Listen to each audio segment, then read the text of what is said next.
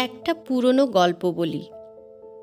গল্প আর কি, রাজা রাজরার খেয়াল। একবার কি মনে হলো, এক দেশের এক রাজা একতাল সোনা দিয়ে একটা বেল না পেয়ারা কি ফল গড়িয়ে রাজ্যময় ঢেড়া দিলেন।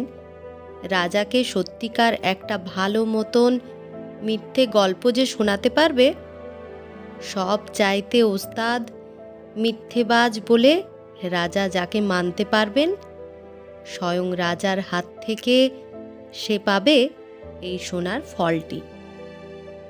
দেশে উসখুস পড়ে গেল ঢেড়া শুনে।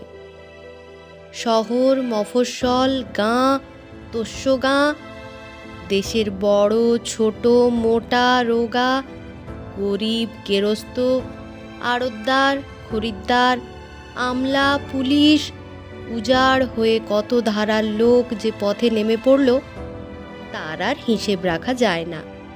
সব চলেছে রাজসভামুখ। দেশে মিথ্যেবাজ লোকের তো কমই নেই। রাজাও খুলে দিয়েছেন তার জমকালো আমসভাখানা, আর সবাই এসে এক একখানা গল্প ফেঁদে বসে আড়ম্বর করে। রাজাও গম্ভীর মুখ করে শোনেন, কিন্তু বোঝা যায় খুশি হননি। দিনের পর দিন, গল্পের পর গল্প, আরও গল্প। মিথ্যের কাঁড়ি শুনতে শুনতে মন্ত্রী, কোটাল, পাত্র, সভাসদেরা ঝালাপালা হয়ে উঠলেন।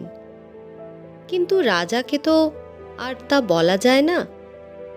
মুশকিল, রাজারও ভাঁটা পড়ছে না উৎসাহে। অবশেষে সেই রাজাও বিরক্ত হয়ে উঠলেন একদিন। শোনা গেল মন্ত্রীকে ডেকে বলছেন কিছু একান্তে। আর মন্ত্রীও বলছেন, মহারাজ তাই হোক তবে। হ্যাঁ, ঢের হলো, এবার যাকে তাকে হোক ফলটা দিয়ে দাও, খেলা শেষ হোক। কিন্তু আরও যে লোক আসছে মহারাজ, বলছি আর একটু সময় দেওয়াটা কি উচিত হবে না? আসুক গে মন্ত্রী, অমন আসতেই থাকবে ক্রমাগত। তুমি যাও, কালই একটা কড়াকড়ি দিন স্থির করে ফেলো গিয়ে। কিন্তু মহারাজ, সেরা মিথ্যেটা হয়তো শোনাই হয়নি এখনো। কত লোক সভায় ঢুকতে পায়নি, কত লোক এখনো রাস্তায়, কত লোক বেরোবার তোড়জোড় করছে ঘরে, সেটাও একবার ভাববার নয়? আহ মন্ত্রী, বিরক্তি ফুটে ওঠে রাজার গলায়। এমনি কথা চলছে, তারই ভেতর ছেঁড়া ময়লা কাপড় চাদর জড়ানো হতদরিদ্র মতন একটা লোক ঢুকে এসেছে। একটা মেটে কলসি তার বগলে চাপা। কে হে তুমি? মন্ত্রী চেঁচিয়ে উঠলেন। না, মহারাজের কাছে আসছি। কি সমাচার? রাজা হুঙ্কার করে উঠলেন। লোকটার বাক রোধ হয়ে গেল, ভয়ে সে আর কথা কয় না। মন্ত্রী বলছেন, বলো বলো, মহারাজকে বলো, কি চাই তোমার? কোনো মতে সামলে আড়ষ্ট গলাতে বলে, মহারাজ ভয়ে কব না নির্ভয়ে কব? মন্ত্রী বলছেন, না না, তুমি নির্ভয়ে বলো, মহারাজ তোমার সব জাঞ্চা পূরণ করে দেবেন। মহারাজ ভয় যায় না লোকটার। তারপর আড়ষ্ট গলাতেই বলছে, আমাকে কি চিনতে পারেননি মহারাজ?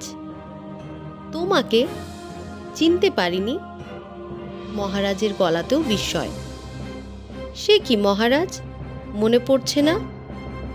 অসময়ে এই পুরো এক ঘড়া সোনার মোহর যেচে নিলেন, সময় মতো দুনো করে ফিরিয়ে দেবেন বললেন। ভেবেছিলুম রাজারা নেয়া ঋণ চাইতে আসব না, মহারাজ নিজে থেকে যদি সুধে না দেন। কিন্তু আজ আমার হাল হয়েছে এমনই যে, সাবধান, মুখ সামলে, ডাহা মিথ্যে গপ্প। রাজা গর্জন করে উঠলেন কথার মাঝখানে। যত বড় মুখ নয় তত বড় কথা। আমি টাকা ধার নেব তোর থেকে? গপ্পর একটা সীমা আছে। রাগে ফুঁসছেন রাজা, আগুন ঠিক রচ্ছে চোখে। সত্যি বলছেন মহারাজ?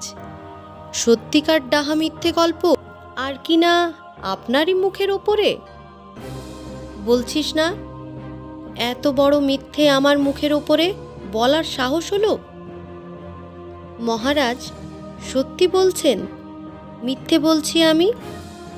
গরিব বলে মিথ্যে গল্প হয়ে গেল এই গরিবের কথাটুকু? মিথ্যে, ডাহা মিথ্যে গল্প, 100 বার বলছি। তাহলে মহারাজ গরিবকে সোনার ফলটা দিতে আজ্ঞা হোক। রাজার হুঁশ পড়ে যায় হঠাৎ। আরে, লোকটা তাকে কথার ফাঁদে ফেলছে যে। কথার সুর পাল্টে নেন তিনি তক্ষুনি।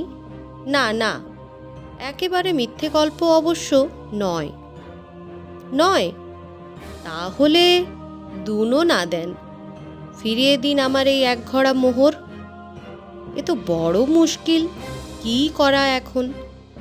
পাত্রের দিকে চান, কোটালের দিকে, মন্ত্রীর দিকে চান, লোকটার দিকেও চোখ যায় ফিরে ফিরে। মন্ত্রী বললেন, মহারাজ ফলটা কিন্তু ওকেই দিয়ে দিন।